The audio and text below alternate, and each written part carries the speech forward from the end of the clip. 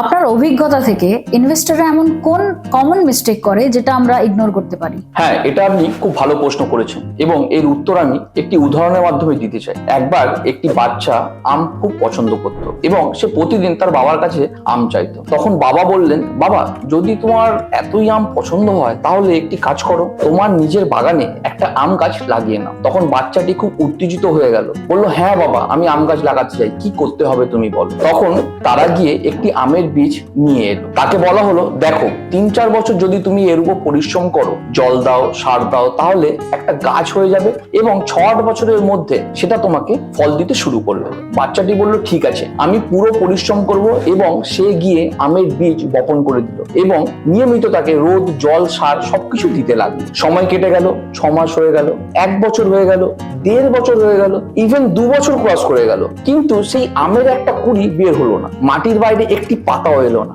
এখন বাচ্চাটি কাঁদতে কাঁদতে চিৎকার করতে করতে বাবার কাছে গেল, বলল, বাবা বাবা।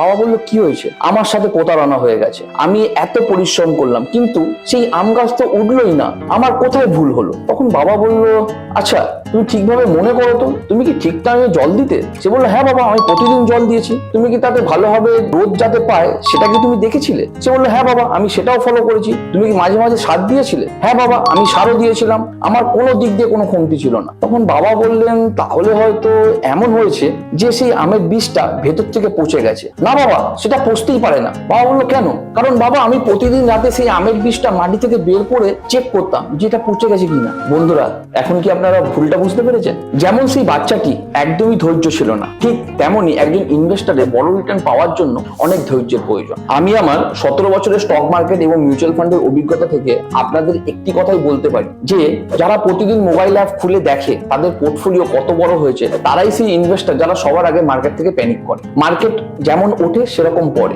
একটু যদি পড়ে এবং সেটা কয়েকদিন চলতে থাকে, তখন সবার আগে সেই ইনভেস্টারই ঘাবড়ে যায় এবং তারাই তাদের ইনভেস্টমেন্ট রিডিম করে নেয় এবং বড় রিটার্ন তারা কোনোদিনই দেখতেও পায় না, তৈরিও করতে পারে না। তাই একটি কমন মিস্টেক যা আমরা এড়াতে পারি তা হলো প্রতিদিন মোবাইল অ্যাপ চেক করবেন না, ধৈর্য ধরুন। যেমন একটি আম গাছ 5 বছর, 8 বছর, 10 বছরে আপনাকে খুব ভালো ফল দেয়, সেরকমই আপনার মিউচুয়াল ফান্ডে লং টার্মে আপনাকে ভালো রিটার্ন দেবে। অতএব ইনভেস্ট করবেন, প্যানিক হবেন না, ভয় পাবেন না। লং টার্মে মিউচুয়াল ফান্ড আপনাকে দারুণ রিটার্ন দিতে বাধ্য। Mutual fund investments are subject to market risk. Read all scheme related documents carefully.